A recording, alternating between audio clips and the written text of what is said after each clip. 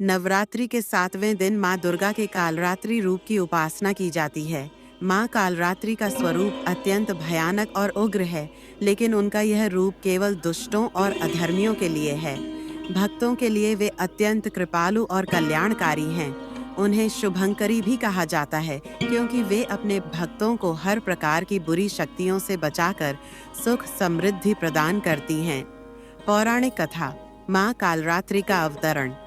पुराणों में वर्णित है कि एक समय देवताओं और ऋषियों पर असुरों का अत्याचार बढ़ गया था। असुर राज शुंभ और निशुंभ ने देवताओं को स्वर्ग लोक से निकालकर धरती और पाताल पर अपना अधिकार जमा लिया था। स्वर्ग लोक के देवगण अत्यंत चिंतित बैठे हैं। उनके चेहरों पर भय और चिंता की लकीरें स्पष्ट हैं। देवों की दिव्य आभा म्लान पड़ चुकी है, क्योंकि असुरों ने पूरे स्वर्ग पर अपना अधिकार जमा लिया है। इंद्र, अग्नि, वरुण, वायु और अन्य सभी देवता भगवान विष्णु और शिव के पास जाते हैं और अपनी व्यथा सुनाते हैं। इंद्र दीन भाव से कहते हैं, हे प्रभु, असुरराज शुंभ निशुंभ ने हमें स्वर्ग से निष्कासित कर दिया है। अब हम कहाँ जाएं?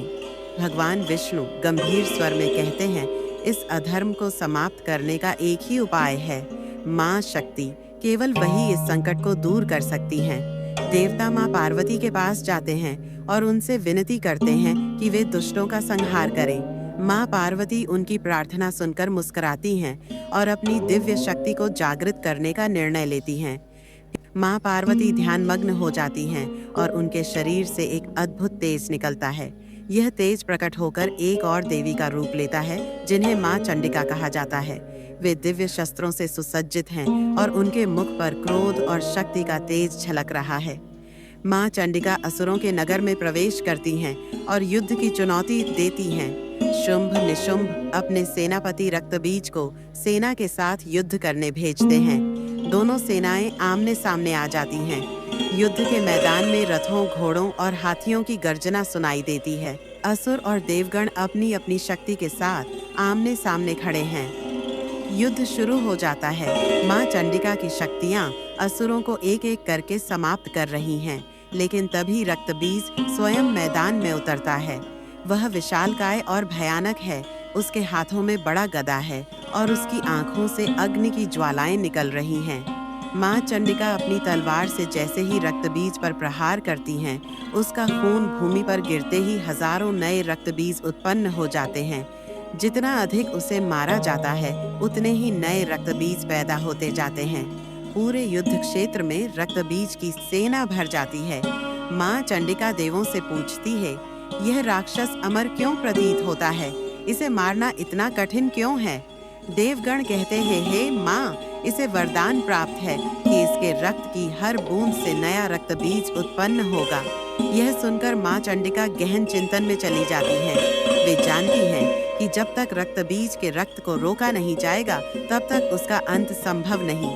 माँ चंडिका अपनी संपूर्ण शक्ति को जागृत करती हैं और उनके भीतर से एक अत्यंत भयानक शक्ति प्रकट होती है, माँ कालरात्रि। पूरा आकाश काला हो जाता है, बिजली की गड़गड़ाहट होती है और चारों दिशाओं में भयंकर आंधी चलने लगती है।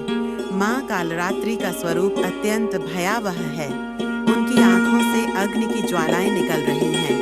उनके लंबे बाल खुले हुए हैं और उनका विशाल शरीर अंधकार से ढका हुआ है। वे गर्दभ पर सवार होकर प्रकट होती हैं और गरजती हैं। रक्तबीज भयभीत हो जाता है, लेकिन फिर भी वह युद्ध के लिए तैयार रहता है। माँ कालरात्रि अपनी जिह्वा बाहर निकालती हैं और जैसे ही वे रक्तबीज पर प्रहार करती हैं, वे उसके रक्त की हर बूंद को चाट लेती हैं। इस प्रकार रक्त का कोई भी अंश भूमि पर नहीं गिरता और नए रक्तबीज उत्पन्न नहीं हो पाते। रक्तबीज अब असहाय हो जाता है। माँ कालरात्रि अपनी तलवार उठाती हैं और एक ही वार में उसका सिर धड़ से अलग कर देती हैं। रक्तबीज का अंत होते ही उसकी पूरी सेना भी नष्ट हो जाती है। रक्तबीज के नाश के बाद शुंभ और निशुंभ स्वयं युद्ध के लिए उतरते हैं। वे दोनों मिलकर माँ कालरात्रि पर आक्रमण करते हैं, लेकिन देवी उनके वारों को आसानी से रोक देती हैं। कुछ ही समय में माँ कालरात्रि दोनों असुरों को परास्त कर देती हैं और अंत में उनका भी वध कर देती हैं। देवताओं की विजय होती है और और वे पुनः स्वर्ग लोक में स्थापित हो जाते हैं। देवगण माँ कालरात्रि की स्तुति करते हैं और उन्हें धन्यवाद देते हैं। इसके बाद माँ कालरात्रि अंतर्धान हो जाती हैं और चारों दिशाओं में दिव्य प्रकाश फैल जाता है। माँ कालरात्रि की उपासना का महत्व। माँ कालरात्रि की पूजा से व्यक्ति अपने जीवन के सभी भय, दुख, रोग और शत्रुओं से मुक्ति प्राप्त कर सकता है। यह दिन तांत्रिक साधनाओं के लिए भी अत्यंत महत्वपूर्ण होता है, क्योंकि इस दिन माँ की आराधना करने से आध्यात्मिक शक्तियाँ जागृत होती हैं।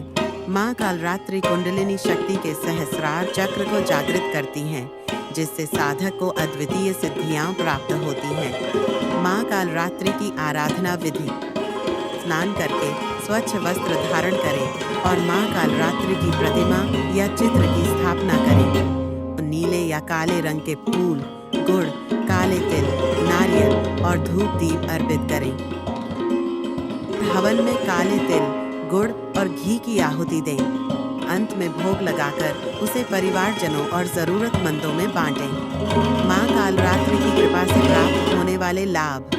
भय, चिंता और नकारात्मक ऊर्जाओं से मुक्ति, आत्मबल और साहस में वृद्धि, मानसिक और शारीरिक रोगों से राहत, शत्रु नाश और संकटों का निवारण, आध्यात्मिक उन्नति और सिद्धियों की प्राप्ति। अगर आपको यह कथा अच्छी लगी तो कृपया हमारी चैनल को सब्सक्राइब करें और वीडियो लाइक और शेयर करें।